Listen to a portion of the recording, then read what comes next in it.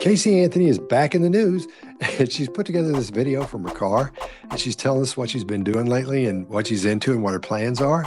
And I'm going to break it down for you section by section, almost sentence by sentence, so you'll get a better idea of what's happening from a body language perspective. In fact, you'll know exactly what's happening. We're sweat to death. Okay. Today is Saturday, March 1st, 2025. This looks like a regular old normal beginning to a video when somebody sits down in a car and to start talking about something, right? No, this is all pre-show, and it's planned because this is probably the fourth or fifth shot at this she's taken making this video. She wants it to be authentic. She wants to seem like she's just talking and everything seems natural. It's the first time she's saying it. However, that's not what's going on here anyway. She's done this, I'm going to guess 4 or 5 times. This is the fourth or fifth shot she's taken at this. How do I know that? Or what would make me think that? Because look how relaxed she is. Look at her hair. It's perfect. And look how she's already framed in the video just where she wants to be. We don't see her adjusted in there, not moving around, nothing. It looks like she is because she's got her hand up near the phone. But watch when she puts her hand up on the steering wheel. We can see that tattoo. I'm going to tell you what that tattoo says here in a little while because I reversed it. We'll take a look at it. So this is the pre-show you're seeing here. This isn't real. We're sweat to death. Today is Saturday, March 1st, 2025. This is my first of probably many recordings on a series that I'm starting. Interesting. So she says this is the first of probably many videos that she's starting up for her little series she's starting, right? First of probably many recordings on a series that I'm starting. Probably? Well, understand that her history lets us know that it's a little iffy. So she's not sure that people will accept her. So it makes sense that she says probably because she doesn't know, right? Another thing, let's check out her illustrators. Her illustrators are off. They're not happening when they should. Illustrators are the way your brain emphasizes specific words and phrases, like I did just then, specific words and phrases. And hers are off. When illustrators don't land on the words, they land before or after, or when you're talking, they keep going. After that, something's up. That suggests that you've got inner dialogue going on up here, right? You're thinking about what's going to happen and what you're going to say. She could be restructuring her sentences. And it also suggests that there's not a lot of confidence with that. So, which makes sense as well, because she's probably going to be doing many recordings. So I thought this was fairly interesting. This is my first of probably many recordings on a series that I'm starting. I am a legal advocate. I am a researcher. I've been in the legal field since 2011. And in this capacity, I feel that it's necessary, if I'm going to continue to operate appropriately as a legal advocate, that I start to advocate for myself. All right, she says, I'm an advocate. I'm a researcher. Listen to how she says researcher. I am a researcher. Boy, the power comes out of her speaking voice there. I am a researcher. Because again, she's not really sure about what she's going to be doing in the future with this. And she's not confident with being a researcher yet. She may have been researching out the wazoo for months and years. Who knows? But I don't think her confidence is really up right there because of the way the word sounds. Listen to how it kind of dies down toward the end. It's not quite fading facts. I am a researcher. Fading facts being when someone's not being honest or they're really not confident with what they're saying. As they speak, their words will get quieter and quieter as they go. So it's not quite fading facts, but it's close. I am a researcher. I am a researcher. I am a researcher. So I think she lacks confidence in that sentence. And in this capacity, So here's the word capacity. And in this capacity, We hear that a lot in here. And we hear the word advocate a lot. She's going to advocate for herself and other people, apparently, but she sure says a lot. I am a legal advocate. In this capacity, as a legal advocate, to advocate for myself. Pretty much you need to say it one time. She says capacity a lot in this too, so pay attention to that. One more thing to pay attention to is almost every sentence she finishes, she looks away. And then she looks back and starts talking again. That lets us know that she's been rehearsing this because she's looking away to think about what she said. Let's talk about eye movement since I'm talking about her looking away. 99.9% of the time, eye movement doesn't mean squat, in my opinion, because there are no studies that show that. There are other people that say, oh, it definitely means this, this, and this. And when I see them do it, it sure looks like it does. And it probably does mean some of those things. I don't believe it means for sure someone's lying when they look down to the left or being honest when they look up to the right or wherever that thing is. But sometimes there are some things that could be true about it. I don't know because there are no studies on it. And all my stuff, everything I talk to you about or anybody else about has to come from the scientific study of that or paper or something, not just hearsay. And I've been doing it myself in my experience. If I ever have something that I tell you about that's just from my experience, I'll say in my experience, I've seen this, this, and this. But unless it's has a scientific study, 3 or 4 of them behind it, I'm not going to tell you that it's true or suggest you lean on that. Anyway, back to Casey. So let's take a look at her illustrators again here as well. They're not on point. They're not landing where they should. Some do, but not all of them do. I am a legal advocate. I am a researcher. I've been in the legal field since 2011. And in this capacity, I feel that it's necessary if I'm going to continue to operate appropriately as a legal advocate that I start to advocate for myself. For those of you who don't know, my name is Casey Anthony. My daughter is Kaylee Anthony. My parents are George and Cindy Anthony. This is not about them. This is not in response to anything that they have said or done. That's not to say that I'm not going to respond at some point to some of the things that they have said and done. The whole point of this is for me to begin to reintroduce myself. All right, this is her purpose statement and her reintroduction to the world. In the last video, when she was talking, that was her resume statement. So she's telling us about all of her skills, all of her new skills for the new me that she's presenting to the world. I am a legal advocate. I am a researcher. I've been in the legal field since 2011.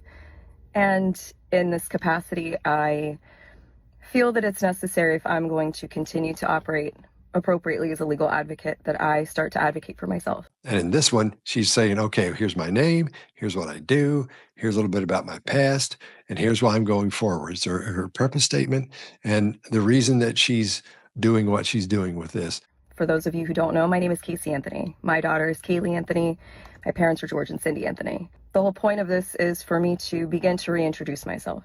So all that seems fairly confident to me anyway. So I don't think there's lack of confidence in there. It seems pretty normal. You know what really gets me about this whole TikTok ban thing? Me and you could go online right now and go to any data broker site and buy somebody's personal information for just a few dollars. And it's totally legal. Meanwhile, big companies with weak security are getting hacked every day.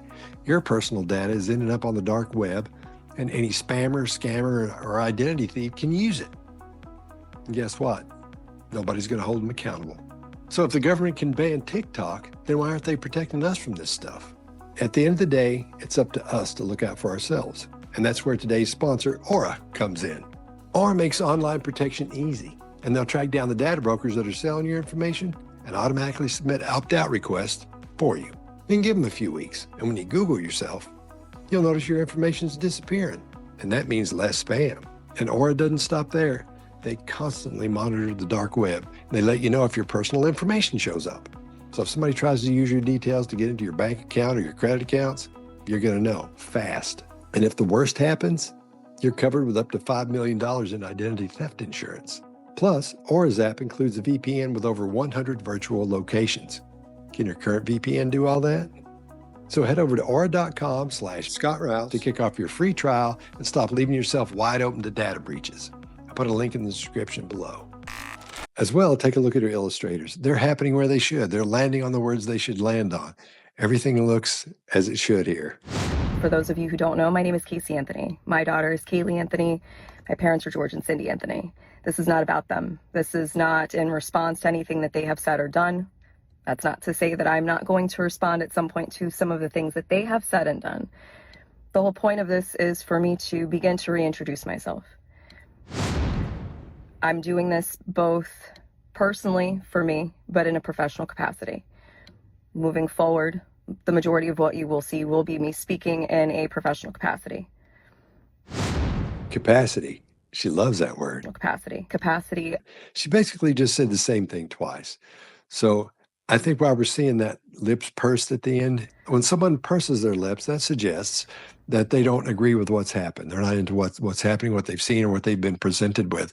When your lips are pursed to the side like this, that lets us know, or that suggests that the person sees an alternate ending or alternate outcome to that situation or event. You see bowlers do it a lot when they're bowling and the ball starts to go the wrong way. They'll go. Golfers do it sometimes. Somebody who's throwing something in the garbage can, be it a can or a piece of paper or whatever, and it starts going too far one way, it's going because they see an alternate outcome to what's actually happening. So right here, I think she feels kind of weird about repeating that sentence twice. She had the idea, but this part, if she did rehearse it earlier, it didn't come out the way she wanted it to. I'm doing this both personally for me, but in a professional capacity. Moving forward, the majority of what you will see will be me speaking in a professional capacity. So with that, please join me on Substack. If you have questions, I will set up an email address where we can correspond directly. Up until this point, that has never happened. And it's only going to be on a limited basis regarding legal issues, legal matters. This is way out of her vernacular. She's using words like correspond and everything like that, which is fine because it's the new her. It's the new me that she's showing us, right?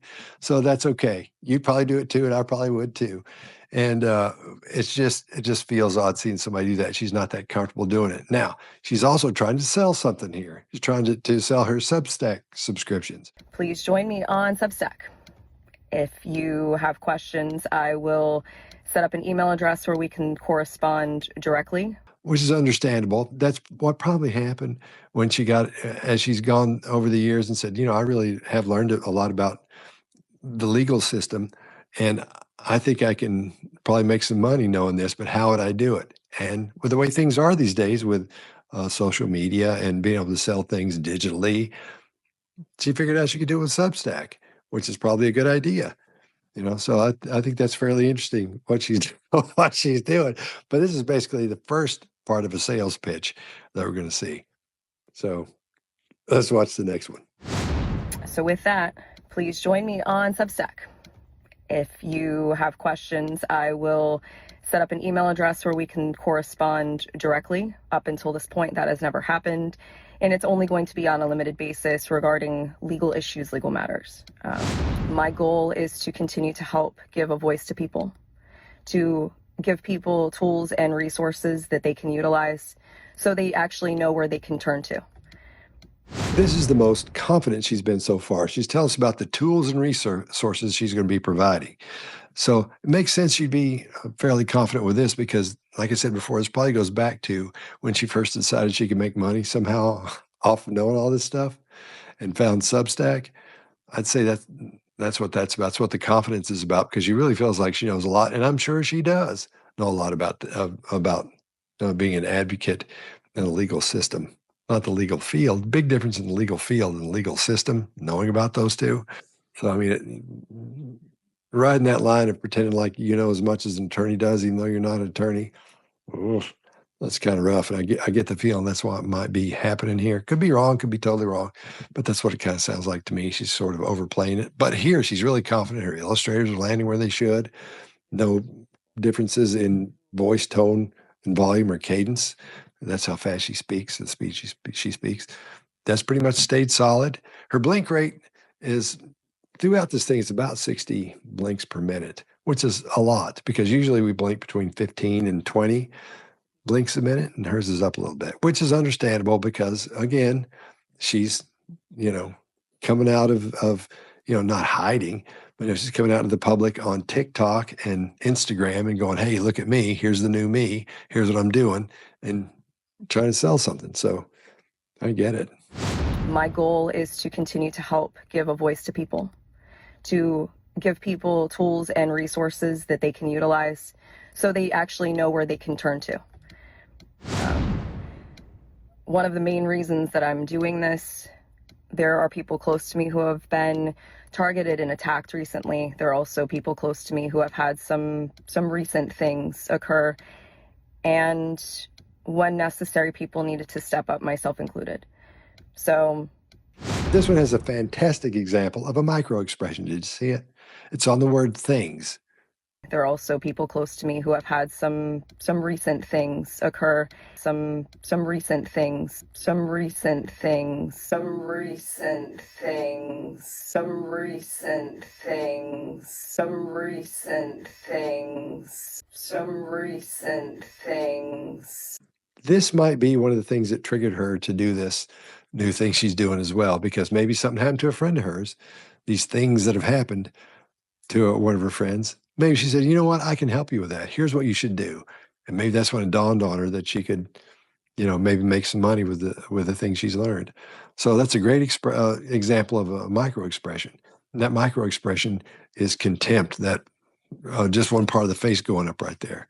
And when you see that, that means, it means contempt. There's really no two ways about it. She doesn't like the whatever the things were that happened made her mad. So she's not into it. So I think it's a great example of a micro expression. One of the main reasons that I'm doing this, there are people close to me who have been targeted and attacked recently. There are also people close to me who have had some recent things occur. And when necessary, people needed to step up, myself included. So as a proponent for the LGBTQ community, for our legal community, women's rights. Okay, here are her lips pursed to the side again, that little thing right there. I think that sentence didn't turn out the way she wanted it to.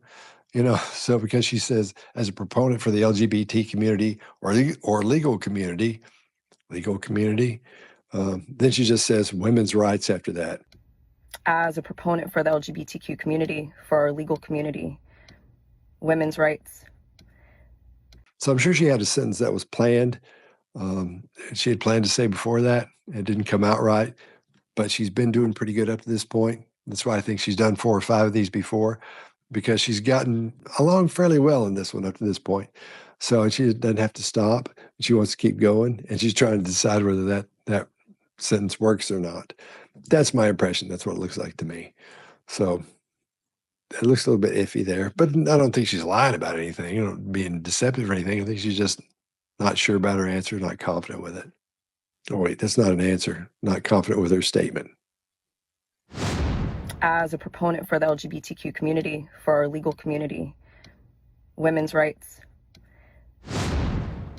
I feel that it's important that I use this platform that was thrust upon me and now look at as a blessing as opposed to the curse that it has been since 2008.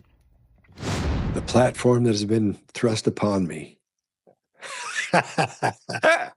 What is she, like some kind of a Greek philosopher or a king or something like that? Or a queen, this platform that has been thrust upon me. Come on, man. I use this platform that was thrust upon me.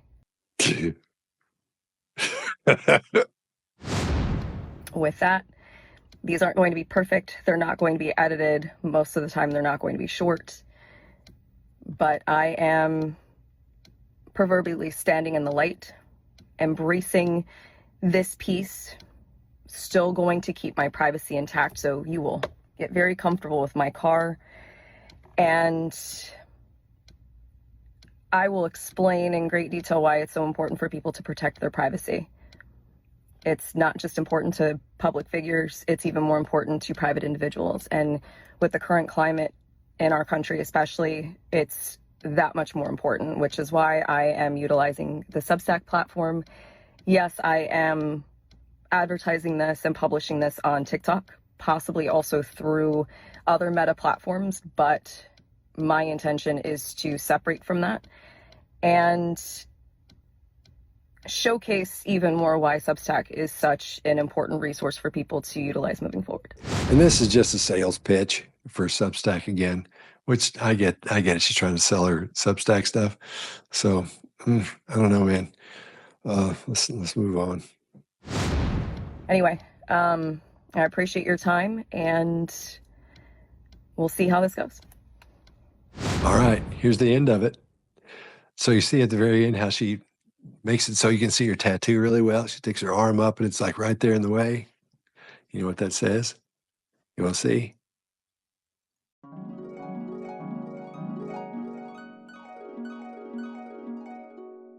Love wins.